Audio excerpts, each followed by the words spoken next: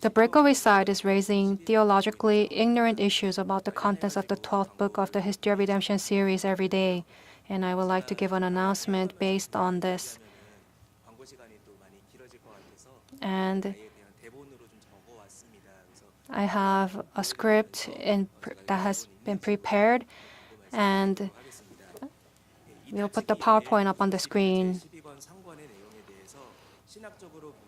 The breakaway side is raising ignorant theological issues of the 12th book, and the founding pastor, while organizing the schedule of the inauguration ceremony from the manuscript of the 12th book, explained that the 12 chiefs of the tribes offered gifts for 12 days from the 2nd to the 13th of the first month, and that the ordination ceremony that began on the Passover ended on the Feast of First Fruits, and that the inauguration ceremony was completed on the last day of the Feast of Unleavened Bread and followed by the crimes of Nadab and Abihu. He biblically interpreted how the Old Testament feast models and the ordination and inauguration ceremony of the priests are connected. However, the breakaway side are claiming that there are expressions that are not in the 9th book of the History of Redemption series and are obsessed with finding fault with changing even the clear interpretation of the Hebrew grammar book into absurdity. Even the most authoritative Hebrew grammar book explains that Beyom is a weak concept of time.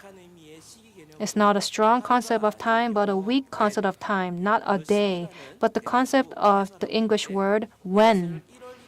And the breakaway side distorts it as an expression to state that it was the first day of the first month. And in addition, this certain person does not hesitate to make a delusional statement that the tabernacle could be assembled in 2 hours by thousands of people. It makes no sense that thousands of people could fit into a space that was only 60 square feet for the sanctuary and the holy place, and that it was no big deal to erect a 4.56 meter tall, gold-covered wooden board and place it on a silver stand. It does not make sense. The founding pastor, when he explained the wilderness journey, he explained it in great detail by even calculating the distances that could be traveled by people in a day. This is nothing more than a tantrum to sow distrust in the History of Redemption series published after Lee Seung-yeon was excommunicated and claiming that he cannot acknowledge any book that was not published under his involvement. If we interpret it in the Lee Seung-yeon style, the priest ordination and inauguration ceremonies have nothing to do with the feast, which is a claim that completely contradicts the founding pastor's conclusion and key points. In addition, Lee Seung-yeon has recently been nitpicking on the expression Passover supper in the 12th book of the History of Redemption series, saying that it is an incorrect expression.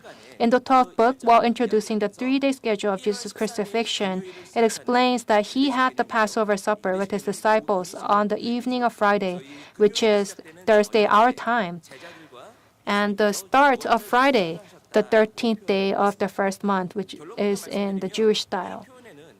To state the conclusion, there is no error in this expression.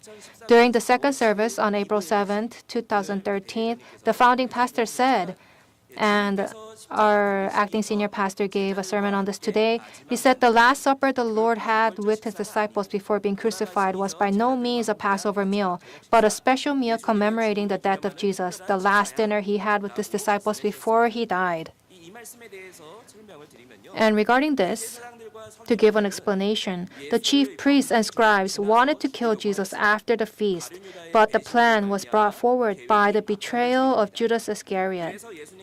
Therefore, Jesus commanded his disciples to prepare the Passover on Thursday, which is the modern style of Passion Week. But the disciples prepared leavened bread instead of unleavened bread and failed to prepare a complete Passover. The founding pastor referred to this as not a Passover meal, that is, not a Passover meal properly prepared according to the law. Jesus referred to the meal he ate with his disciples as this Passover. All of the Synoptic Gospels refer to that meal as Passover. However, that Passover was not observed according to the Bible. So when the founding pastor generally explained Jesus' actions, he expressed it as the Passover feast or the Passover ceremony and used these expressions, and we see that through his sermons. As anyone who has read the 12th book of the History of Redemption series will know, the relevant page is not about Jesus' schedule for the crucifixion for 3 days. The relevant page is about Jesus' schedule for the crucifixion for 3 days, not about whether he observed the Passover meal according to the Bible. Therefore, the expression Passover meal is a common expression used in the Synoptic Gospels.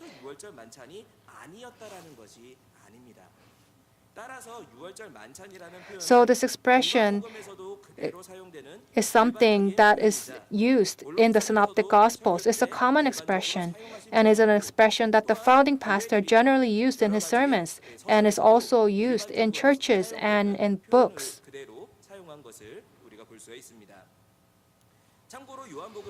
For reference, in the Gospel of John, it explains that the time of Jesus' crucifixion and death was the fulfillment of the Passover lamb slaughter without explaining this meal. Also in John 18, verse 28, it is said that the religious leaders were reluctant to enter the praetorium so they may eat the Passover that dawn when Jesus was arrested, saying the Passover meal had not yet been eaten.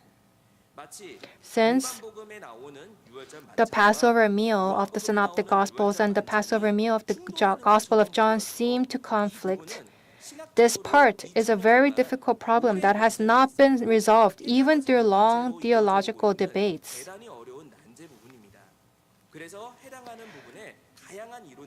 So there are many stances regarding this debate, and the breakaway side is exploiting this fact to distort the true meaning of the text of Book 12, Part 1, and is desperate to find fault with the work of the founding pastor.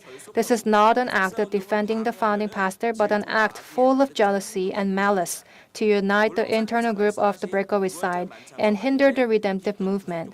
The profound redemptive administration related to the Passover meal that the founding pastor spoke of will be later testified through Book 12, Part 2. In any case, the congregation should not be deceived by malicious words and should only focus on the word. The church has determined the scope of the copyright infringement of Lee Seung-yeon's illegal work and has identified most of the parts that plagiarized external annotations below the standard or parts that altered the manuscript of the founding pastor and interpreted it in reverse.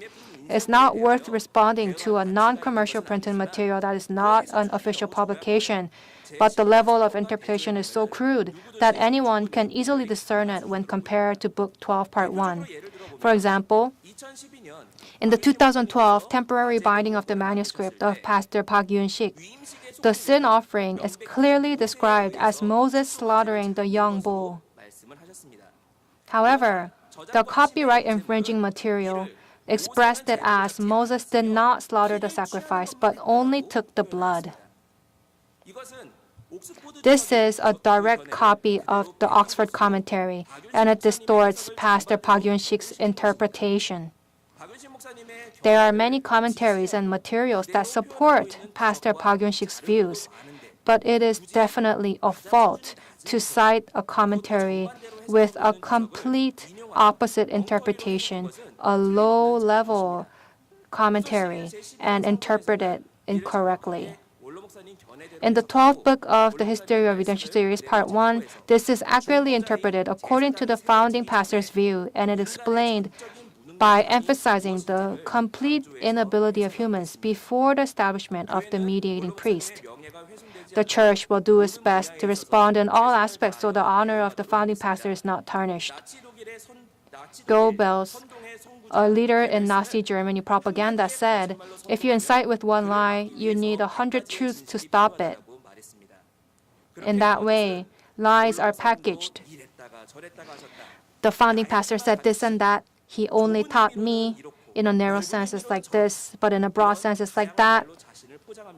And he packages himself with these words. That is why we need to know well that we are not, so that we are not deceived.